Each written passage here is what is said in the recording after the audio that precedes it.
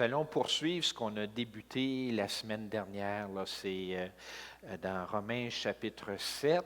Et je vous dirais, ce qu'on a vu la semaine dernière, puis ce qu'on voit aujourd'hui, c'est vraiment la base là, de la chrétienté. Et on va voir que même une personne comme Paul, quand il a écrit l'Épître aux Romains, là, c'était pas un jeune converti, là. Puis on parle de quelqu'un qui ça faisait plusieurs années qu'il était, disons, dans le christianisme, et c'est lui qui enseignait la grâce. Et lui-même a des problèmes avec le péché, même après plusieurs années dans la chrétienté. Ça fait que ça nous encourage, on n'est pas les seuls à avoir ces luttes-là. Donc, j'ai intitulé le message d'aujourd'hui, « Dieu nous sauve par Jésus ». Avez-vous parfois l'impression de vouloir faire ce qui est juste, mais qu'il y a une partie de vous-même qui est en train toujours de vous tirer dans la direction opposée?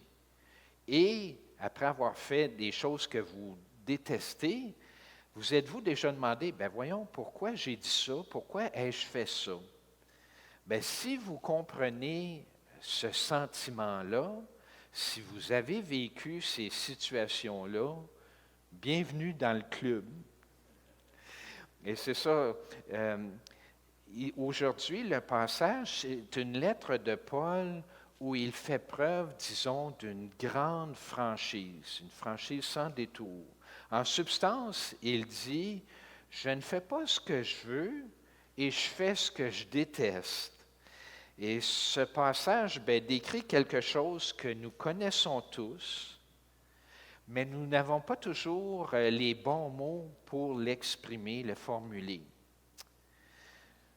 Nous savons ce que c'est de vivre une vie qui est tiraillée entre deux directions à la fois. Mais la bonne nouvelle, c'est que nous ne sommes pas coincés dans cette situation-là. Dieu, justement, nous sauve par Jésus. Et la vie de Jésus que nous avons déjà en nous, mais il y a un processus d'intégration qui prend du temps, là. Bien, cette vie-là que nous avons en nous dit non à la convoitise. La vie de Jésus que nous avons en nous choisit d'être patient dans les situations frustrantes, comme par exemple dans la circulation dense. Et la vie de Jésus que nous avons déjà en nous dit non au péché, à l'orgueil et aux relations brisées. Tout ça grâce à nous? Non, grâce au Saint-Esprit, si nous lui faisons confiance et le laissons agir au lieu de compter sur nos forces. Et comment? Bien, c'est en demeurant en communion avec le Dieu Trine. En fait, ce sont nos pensées qui ont besoin d'être transformées pour se rappeler continuellement que nous avons le Saint-Esprit et nous avons la vie victorieuse de Jésus-Christ en nous. Donc, agissons comme ce qu'on est, des enfants bien-aimés de Dieu, en faisant confiance au Saint-Esprit qui nous aide à agir comme Jésus, parce qu'on a ses pensées, ses sentiments. Au cours du message, justement, d'aujourd'hui, nous allons voir ensemble les 2 points suivants. Premièrement, nous allons parler de notre état de pécheur. Et deuxièmement, la solution, justement, à nos problèmes, Jésus-Christ. Donc, en premier, notre état de pécheur. Si on reprend les versets 15 et 16 que nous venons d'écouter, Paul écrit, « Je ne comprends pas mes propres actions. Je ne fais pas ce que je veux, mais je fais justement ce que je déteste. Or, si je fais ce que je ne veux pas, je reconnais que la loi est bonne. La loi qui nous montre le bien et le mal, c'est bon. » Sauf qu'on n'est pas capable de l'observer. Et voici Paul, lui qui est un pilier dans l'Église primitive, qui a enseigné sur la grâce, que ça faisait longtemps qu'il était dans le christianisme, l'un des principaux dirigeants qui dit, là, « Je ne me comprends pas moi-même. Je veux faire ce qui est juste, mais je continue à faire des choses que je sais qui sont mauvaises. Bien, si vous êtes nouveau dans la foi chrétienne, bien, cela peut vous surprendre venant de la part de Paul. Vous pourriez penser que la foi, bien, c'est réservé juste aux gens qui ont tout pour eux, qui sont apôtres, qui ont vu le Seigneur. Non. La Bible, dans le fond, est un livre qui est destiné aux personnes qui ont besoin de Dieu. Ce livre est consacré à ces personnes-là.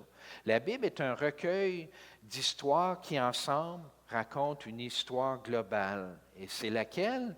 Bien, c'est l'histoire de Dieu qui vient au secours de ceux qui se reconnaissent malades, de ceux qui reconnaissent qu'ils ne peuvent pas s'en sortir par eux-mêmes. Il y a quelque chose qui ne va pas en nous.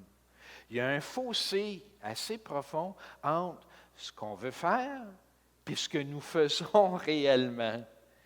Et c'est pourquoi Jésus a dit, bien, heureux ceux qui se reconnaissent comme étant spirituellement pauvres, parce que c'est à eux le royaume. Si nous continuons, versets 17 à 20, nous lisons, « Mais en réalité, ce n'est plus moi qui agis ainsi, c'est le péché qui agit en moi. Car je sais le bien n'habite pas en moi, c'est-à-dire dans ma chair. En effet, le désir de faire le bien, oui, c'est à ma portée, mais je n'ai pas la capacité. Car je ne fais pas le bien que je veux, mais le mal que je ne veux pas, bien lui, je le commets. Or, si je fais pas ce que je veux pas, si je fais ce que je veux pas, bien, ce n'est plus moi qui le fais, c'est le péché qui habite en moi. » Bon, là, il faut prendre une petite pause. Est-ce qu'il n'y a rien de bon dans notre chair? Qu'est-ce qu'on entend? Qu'est-ce que Paul entend par le mot chair? On pourrait croire que Paul fait référence à notre corps physique fait de chair et de sang. Mais attendez un instant. On peut penser que tout ce qui est matériel, c'est mauvais, puis il y a juste les choses spirituelles qui sont bonnes. Premièrement, notre corps n'est pas mauvais et le fait que nous sommes humains, ce n'est pas le problème ici. Et d'ailleurs, le christianisme enseigne exactement le contraire. Dieu a créé le corps et a trouvé que c'était bien. Et Jésus a revêtu justement un corps humain, l'incarnation, puis il est ressuscité physiquement. Il y avait un corps physique quand il est ressuscité, d'entre les morts. Le mot corps que Paul emploie ici dans Romains au chapitre 7, ce n'est pas pour désigner la peau puis les os. Puis quand on considère justement sa lettre avec le message global de la Bible, bien, on peut constater que le mot corps signifie plutôt un état, plutôt que simplement le mot corps. Le corps, autrement dit, dans le passage que nous avons lu ce matin, bien, ça représente la vie humaine repliée sur elle-même, coupée de la vie, de la puissance de Dieu.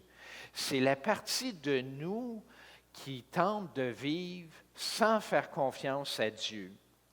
C'est la partie, autrement dit, où on a les tendances qui nous habitent comme l'égocentrisme, la peur, l'orgueil, les désirs néfastes. C'est cette tendance-là qui nous éloigne de Dieu puis nous centre sur nous-mêmes. C'est ça que ça représente le mot corps. Paul décrit justement la chair comme la force qui habite en nous, mais qui nous tire dans mauvaise direction. Et maintenant, bien, la lutte de Paul, c'est aussi la nôtre, et elle prend tout son sens, dans le sens où on veut faire le bien, mais la chair ou le corps n'y parvient pas. Le problème, ce n'est pas un manque de connaissance, puis ce n'est pas non plus un manque de bonne intention. C'est la capacité qui nous fait défaut. Car le désir de faire le bien, oui, c'est à portée de la main, mais la capacité, elle, non, ça ne fonctionne pas. La chair ou le corps ne peut pas le produire par nous-mêmes. Loin de Dieu, il n'y a aucune puissance qu'on peut faire pour agir selon la volonté de Dieu. Jésus a dit, sans mon esprit, oubliez ça, vous ne pouvez rien faire. Et Paul décrit justement cette lutte-là au verset 21 à 23. Je constate donc cette loi. C'est en vigueur, c'est une loi là. Ce n'est pas une intention, une suggestion. Non, non, c'est là. Car quand je veux faire le bien, le mal est tout près de moi. Car au plus profond de moi-même, je prends plaisir à la loi de Dieu, là. Mais je vois dans mes membres une autre loi qui lutte contre la loi de mon entendement, de mon esprit, et qui me rend captif, prisonnier de la loi du péché qui habite en moi. Puis ça, lorsqu'il écrit ça, c'est un nouveau converti ou c'est quelqu'un qui n'est pas encore... Non, non, c'est quelqu'un qui est converti, qui enseigne la grâce depuis de nombreuses années. C'est ce que lui écrit. Il y a une bataille qui fait rage dans chacun de nous. Il y a des forces qui s'affrontent. Le désir du bien, l'attrait du péché. Et cette lutte-là, c'est une guerre qui a lieu au plus profond de notre cœur humain. Et Paul s'exclame en disant, malheureux que je suis, qui va me délivrer de ce corps de mort, de ces mauvaises attitudes-là? Et là, regardez qu'est-ce que Paul mentionne. Est-ce qu'il parle de programme de réhabilitation pour la réponse à qui va me délivrer de ça? Est-ce qu'il dit, voici les 7 habitudes quotidiennes que vous devez implanter dans votre vie pour réussir votre vie spirituelle? Ou les 30 jours pour avoir une volonté plus forte, plus d'autodiscipline? Ou encore les 3 clés pour vivre une vie meilleure? Tous ces programmes-là de réhabilitation, bien que, comment je pourrais vous dire, attrayants, sont tous centrés sur nous-mêmes, sur nos propres efforts. Et la conclusion, ça ne marche pas, ils ne mènent nulle part. Paul admet qu'il ne peut pas régler ce problème-là de la chair qu'il tire dans une direction, puis la loi de Dieu qui le tire dans une autre. Il ne peut pas régler ça par lui-même. Il se sent misérable, faible, impuissant, épuisé, pauvre spirituellement. Il a atteint les limites de son autonomie. La solution, ce n'est pas de faire plus d'efforts. Et le diable, lui, va jouer là-dessus. Tu n'as pas assez forcé. Ah oui, un petit peu plus par toi-même. Non, ça ne marche pas. Puis il rit de nous autres aussi avec ça. La solution, c'est qu'on a besoin d'être secourus, une force externe à nous. Nous avons besoin d'un sauveur. Nous avons besoin d'être délivrés de ce pouvoir-là du péché qui habite en nous. Et la solution, on arrive justement au point numéro 2, Jésus-Christ. C'est toujours lui la solution, c'est toujours lui la bonne réponse. Rendons grâce à Dieu, Paul écrit au verset 25, qui nous délivre par Jésus-Christ, notre Seigneur. Dieu nous sauve par Jésus. La réponse à nos luttes ne se trouve pas en nous-mêmes, elle se trouve dans ce que Dieu a accompli pour nous par Jésus. Dieu nous offre le salut que nous ne pouvons pas nous procurer par nous-mêmes. Et Dieu, le Père, envoie le Fils pour revêtir l'humanité dans toute sa fragilité, l'incarnation. Et Jésus, lui, a mené une vie pleinement humaine et il a été confronté, la Bible dit, à toutes les tentations. Pas en oublier une. Non, non, le diable les a toutes essayées. Et Jésus, il n'a pas péché. Et il a fait ça il y a 2000 ans, mais bonne nouvelle, il le refait avec nous maintenant, pour chacun d'entre nous. Et c'est ce qu'on entend par procuration. Ça signifie que Jésus fait pour nous et à notre place ce que nous ne sommes pas capables de faire nous-mêmes. Jésus mène la vie parfaite que nous-mêmes, nous n'arrivons pas à mener par nos propres efforts. Comptons sur Jésus-Christ. C'est Jésus qui porte le fardeau que nous ne pouvions pas porter. C'est Jésus qui prend charge de tout ce qui est brisé et qu'on ne peut pas réparer. Sur la croix, Jésus a subi toute la force du péché. Il a été insulté, battu, affaibli, ils ont tout eu. Et Jésus a réussi l'épreuve. Il a fait confiance jusqu'au bout au Père. Il a obéi jusqu'à la mort. Et la mort sur la croix, ce n'est pas n'importe quoi. Jésus est mort pour nous, à notre place. Et lorsqu'il est ressuscité, bien, il a brisé ce pouvoir. Par conséquent, bien, notre histoire, ce n'est pas d'essayer plus fort, non. Notre histoire, bien, c'est que nous avons maintenant une nouvelle vie. En fait, bien, c'est l'histoire du monde entier. La vie chrétienne, autrement dit, ce n'est pas un programme là, d'auto-assistance pour que vous deveniez meilleur par vous-même. Ce n'est pas du développement personnel, de l'optimisation de soi. Non, suivre Jésus, ce n'est pas un programme là, pour devenir une meilleure version de vous-même puis libérer votre potentiel d'autosuffisance. Non. Nous sommes morts avec Jésus au péché et unis à lui, nous sommes ressuscités. Votre ancien moi, votre ancienne façon de faire où vous comptiez sur vos forces, c'est mort ça. On ne compte plus sur nous-mêmes, sur notre propre discipline. Jésus nous donne une nouvelle vie. Et cette nouvelle vie-là, bien, nous comptons sur Dieu. Il participe avec nous, nous participons avec lui, nous sommes unis. Vous avez d'abord appris à marcher physiquement, sans Dieu. Maintenant, bien, vous apprenez à marcher spirituellement, mais avec Dieu. C'est ça la vie chrétienne. Et c'est une vie qui n'est pas une amélioration personnelle sans Dieu. Non. Dès le début, dans le Jardin d'Éden, Adam et Ève ont cherché à acquérir la connaissance du bien et du mal.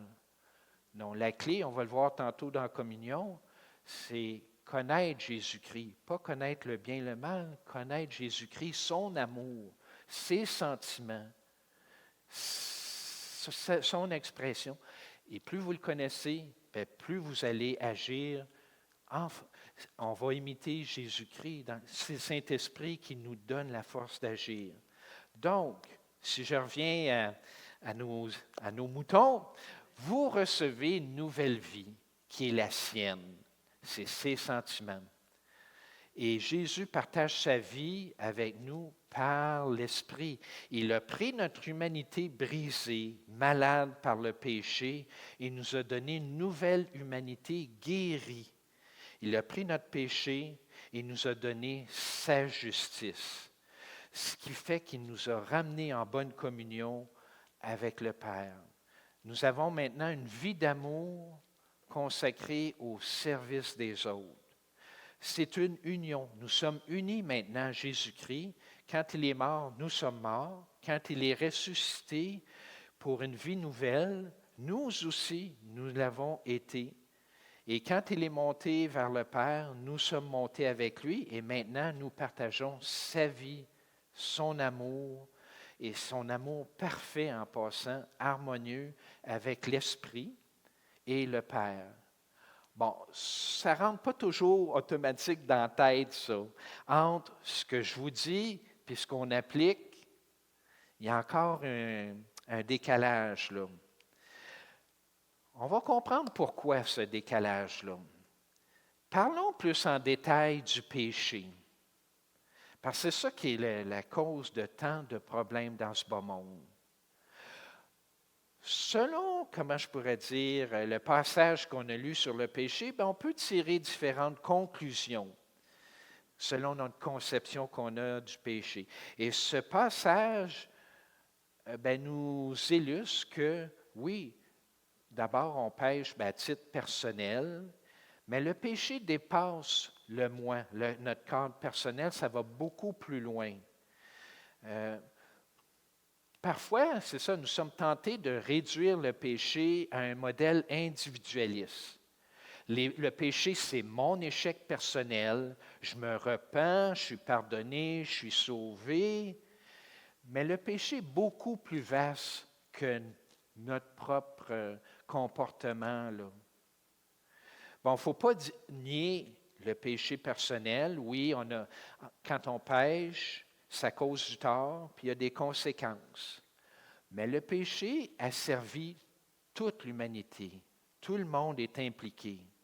Ce n'est pas juste mon choix personnel de pécher, non, c'est votre choix à vous, à toute l'humanité, on pêche. Ça fait que les péchés individuels, ce n'est pas juste, je vous dirais, un symptôme, non, c'est un problème fondamental qui touche toute l'humanité. Les êtres humains ont été créés pour vivre en communion avec Dieu.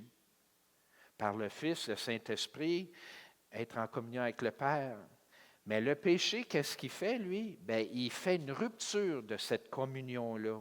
Je me fais confiance à moi plutôt que de faire confiance au Dieu Trine. Tous les êtres humains ont un corps et ont une âme. Puis là, ça va vous choquer, comme les animaux, néphesh.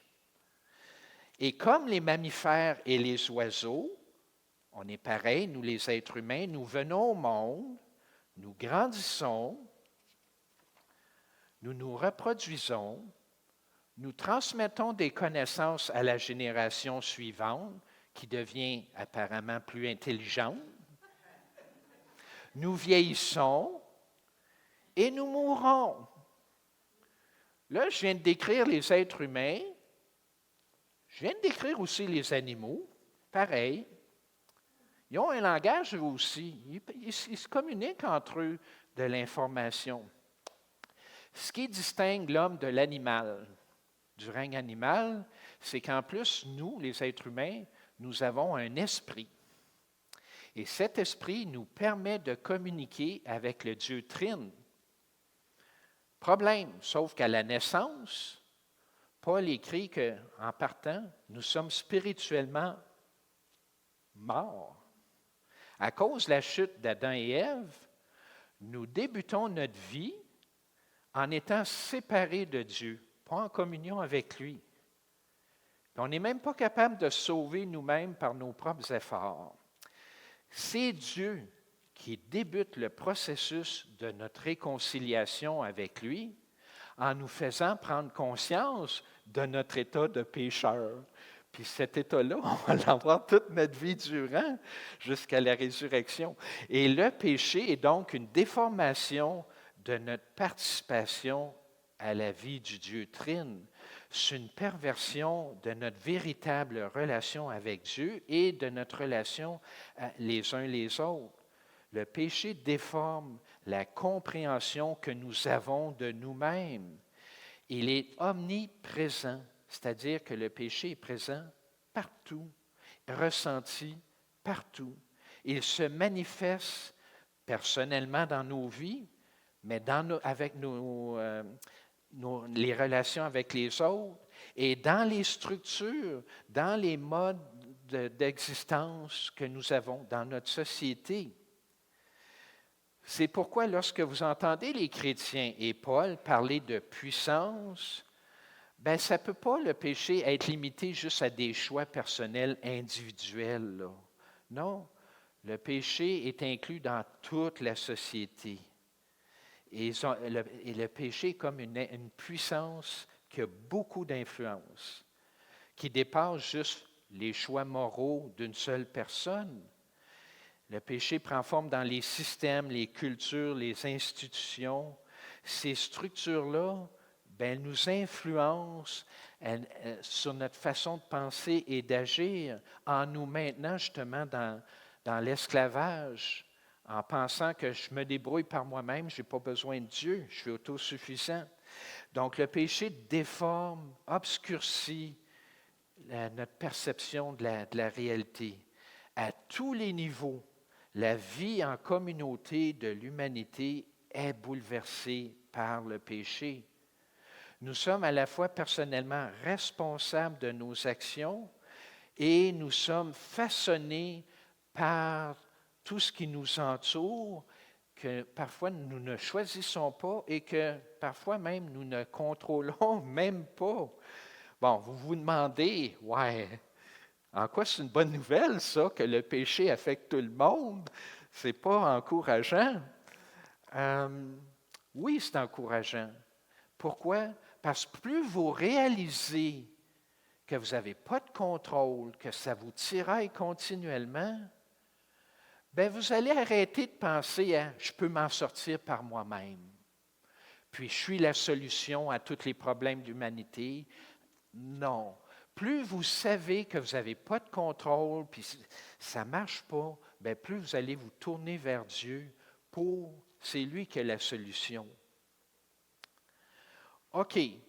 Nos problèmes personnels et ceux du monde semblent, à première vue, plus grands que nous. Pourquoi? Ben oui, c'est parce qu'ils sont plus grands que nous. C'est pour ça qu'il y a une liberté à comprendre la parole de Dieu, à comprendre que nous avons justement le dessus sur le péché par notre union avec Jésus-Christ. Ça devrait nous réconforter de savoir que nous n'avons pas besoin de compter sur nous-mêmes, mais que nous avons été créés pour compter sur Dieu, pour le connaître. Et la solution de Dieu, c'est le salut. Dieu nous sauve par Jésus. Et le salut, c'est en même temps essentiel pour nous dans notre communauté au sein de l'Église. Parce que ce salut-là, ça influence notre perception du monde et de nos relations entre nous. Nous sommes formés, autrement dit, pour devenir plus honnêtes, plus patients, plus compatissants, parce que nous avons en nous les mêmes sentiments qui habitaient Jésus-Christ, les mêmes pensées. Et nous cessons de penser « comment puis-je faire mieux par moi-même » Non. Nous ici, nous reconnaissons tous que nous sommes tiraillés dans deux directions opposées et que nous avons tous besoin de Dieu. Contrairement à la société qui se croit encore capable par elle-même de régler les problèmes. Non, nous ici, nous sommes un groupe de croyants qui faisons confiance à Dieu. Ensemble, nous disons, on a besoin d'aide. Et la façon que Dieu vient en aide à chacun d'entre nous, c'est de nous donner des frères et sœurs qui partagent la même foi. Et nous prenons soin les uns des autres, nous portons les fardeaux les uns des autres, et nous sommes tous transformés à l'image de Jésus-Christ grâce à nos relations, à nos liens d'interdépendance et à notre solidarité. Le secours de Dieu est important parce que c'est comme ça que nous faisons des disciples. Nous rencontrons des gens qui, eux aussi, se sentent impuissants et misérables devant le péché et nous les réconfortons en disant, « Ben oui, nous aussi, nous sommes impuissants à nous guérir nous-mêmes, mais nous connaissons celui qui nous guérit et nous restaure. Rentrez en communion avec Dieu. » Et par notre exemple, on montre à quoi ressemble la confiance en Dieu.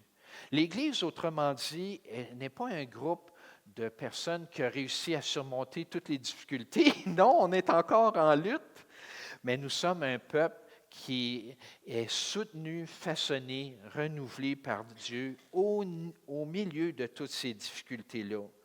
Cela signifie que, oui, nous sommes honnêtes avec nos luttes. On a encore des luttes. Et nous portons les fardeaux les uns des autres. Et nous pouvons pratiquer la grâce, la miséricorde envers tout le monde. Pourquoi? Parce que Dieu nous a accordé sa grâce, sa miséricorde. Et ça, c'est la clé ici là, pour vaincre le péché. Plus nous connaissons Dieu, son amour, plus nous allons lui faire confiance et vivre sa vie limitée. Nous participons tous à l'œuvre continue de Jésus-Christ qui consiste à rétablir des relations saines dans tous les domaines de la vie. En remplissant nos journées d'amour pour l'Église, d'amour pour la mission de réconciliation de Jésus et d'amour pour notre prochain, on découvre quelque chose qui peut peut-être nous surprendre. On passe moins de temps centré sur nous-mêmes, puis on passe plus de temps à servir, aimer notre prochain. Et c'est ça, vivre la liberté dans la présence de Dieu par l'Esprit qui agit en nous.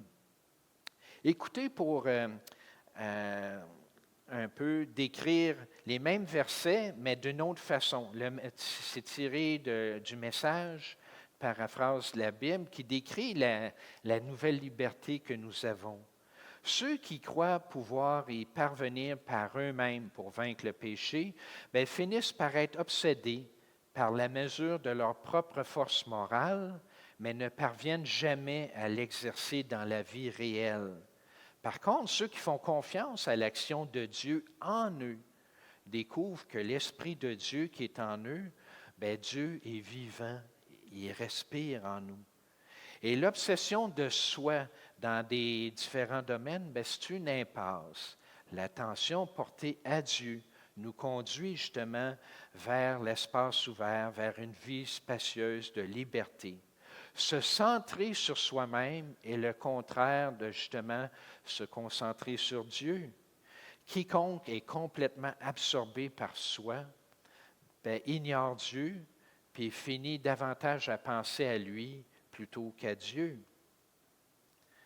Par amour pour le monde, Dieu le Père a envoyé son Fils, Jésus-Christ, qui a revêtu notre humanité, qui est mort à notre place, qui est ressuscité pour nous apporter la bonne nouvelle, qui est une nouvelle vie, une vie en union avec lui. Dieu, le Saint-Esprit, c'est ça, il vient habiter en nous et rend cette vie réelle, cette vie nouvelle, bien réelle en nous. Et telle est l'œuvre du Dieu Trine que nous pouvons expliquer aux autres. Puis en conclusion, c'est ça, le cœur du message aujourd'hui, bonne nouvelle, nous ne sommes pas seuls dans notre lutte. Car nous n'avons pas, comment je pourrais dire, nous n'arrivons pas par nos propres efforts à nous détourner du mal. Et Dieu voit nos cœurs divisés. Il entend notre cri qui dit qui viendra à notre secours. Et Dieu répond justement par une personne, Jésus-Christ. Et je finis avec le titre du message, Dieu nous sauve par Jésus. Amen.